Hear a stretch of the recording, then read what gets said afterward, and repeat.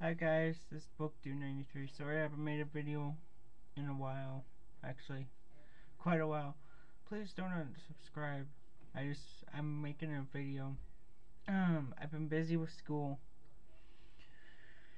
and it's just been I can't make videos, so at the time. Don't unsubscribe because of that, lack of the videos. I also wanted to show you guys that I got a new toy. Here, I'm gonna move my webcam. Coming through. Hold on. Hold on. Whoa. Kaleidoscope. Woo.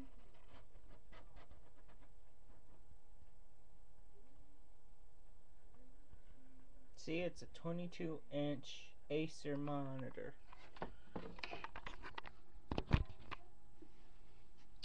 That's my new toy I just got. It's really nice. It's 1680 by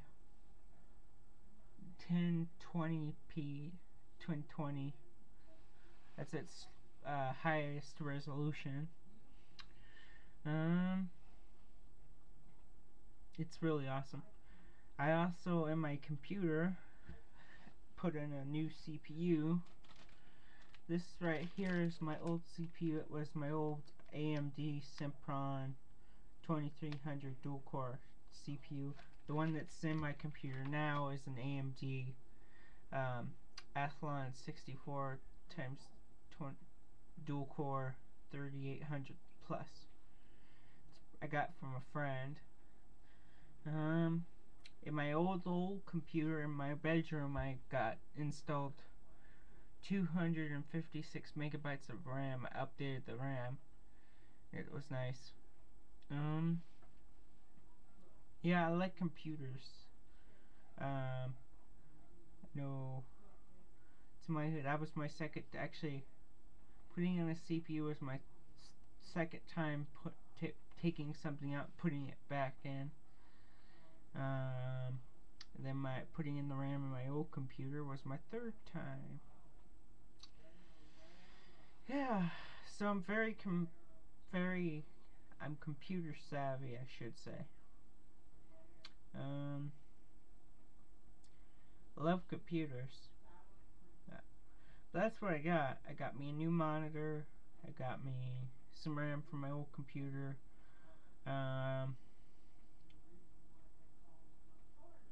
I got 2 movies from a gift card when I turned one of my textbooks to Amazon. So basically, oh yeah, and I also got me this USB, this wireless network adapter. It's the N600D dual band. It works pretty nice. I put the old one on my older computer.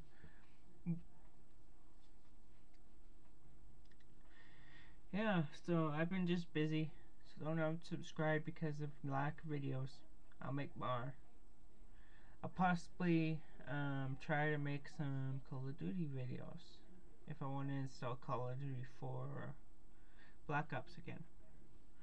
Because I do have the disc to Black Ops, but I also have made a backup for Steam backup so I can install it anytime. Call of Duty 4, I have the disc. If you guys want a walkthrough, I can do a walkthrough. I just have to get software to screen capture it. So yeah, in the near future I plan on taking my old computer that's in there, literally looking for parts like a new motherboard and stuff and updating it so it accepts dated to modern standards, but that's gonna have to wait a while to get the job and start getting money. So yeah.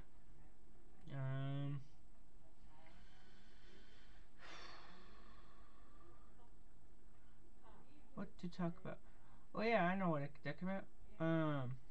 When I wanted to tell you when I was installing the CPU, new CPU on this computer that I'm on, Um, it wasn't all that hard. You just have to do a lot of research and ground your hands.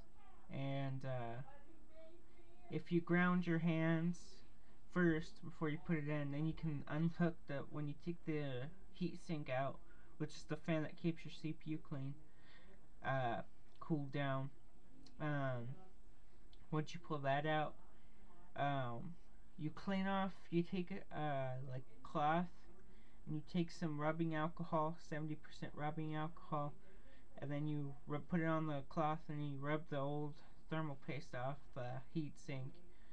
And then you, when you put in the new CPU, you unhook the latch, pull out the old CPU, put the new one in, but jiggle it and make sure it fits. And then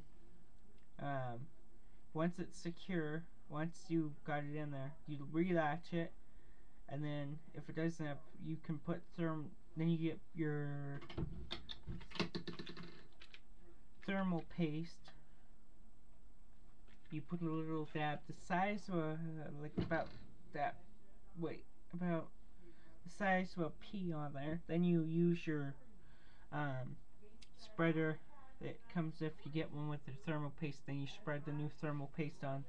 Then well, you first clean the old thermal paste off your heatsink. You let it sit for 5 minutes so the alcohol evaporates off it. Then once you get that done, CPU's in and your thermal paste is on, you just re-stick your heatsink back up on and you snap it into place or screw it into place. And then you plug it in back into the motherboard. But before you try attempting to put in a new CPU, unplug everything. Everything that's plugged in on the back, including the power, and everything that's in front, you unplug before you do anything, and then you ground your hands as well. So, but once you get your heatsink put back in and tightened and back in, then you put the side of the case back on, and then you plug everything back in, then start the computer. If your computer runs without any problems, then that means you've installed your CPU correctly and stuff. But one thing you gotta research when you're installing a new CPU, look at the socket. That's your motherboard. Mine was AM2, so my CPU had to have match AM2. And you have to make sure it's the right socket. And then when you're installing also, you make sure when you have your case open, look and see if there's this little white box that has the information about your motherboard. Write that down, and then when you put the case siding back on, and you rescrew it rescrew it back, and then go on the internet, turn on your computer, go on the internet, and then look up type that into Google, what you found for your model number and stuff, and then see what socket it is, well, what wattage it is, how many watts it can hold. And then if you do that, then you can see what kind of CPUs would fit it. One good program is CPU-Z, which is a really good program. It tells you everything about your computer, your motherboard, your CPU, your RAM, your graphics card, all that stuff. It tells you about that. It's a real good program if you're wanting to find out what socket it is and stuff. And then for installing RAM, like in the old computer I was talking about, then you unhook everything off the back, unscrew the screws, put them on something where they won't get lost, and pop the case off. And then your RAM, there should be 2 latches, but first ground your hands. You have to look inside, you'll see it, and then you pop those latches until you hear a click, until it loose, the RAM's loose. Then when you pull it out, then you can set it somewhere. And then one other thing is that when you're installing RAM, you get it. There might be two notches or something. You look for the notches, and you have to make sure it's the right RAM to fit the right computer, and then you can install the RAM. But when you put it in, you have to match up those notches to the RAM, and then you put it down, and then until it's secure, and then you pop those two latches back into place, and they'll hold the RAM securely. If you're installing a second one, then you do the same thing, and then you put the casing back on the computer tower, and then you put the screws back in, then you plug everything back in, and then you turn on the computer to see if it worked. If it worked, then you're A-okay to go. Yeah. Yeah. It wasn't. RAM and CPUs aren't that hard to install. But one thing people have stressed is you really gotta research before you do anything. Oh, I'm sorry, I'm wearing a t-shirt still. I think I always wear a t-shirt. It's my weekend attire. It's t-shirt and shorts. But that's what I've been doing.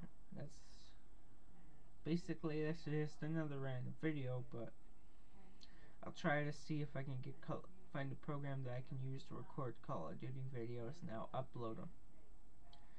So stay tuned for my next video. Bye.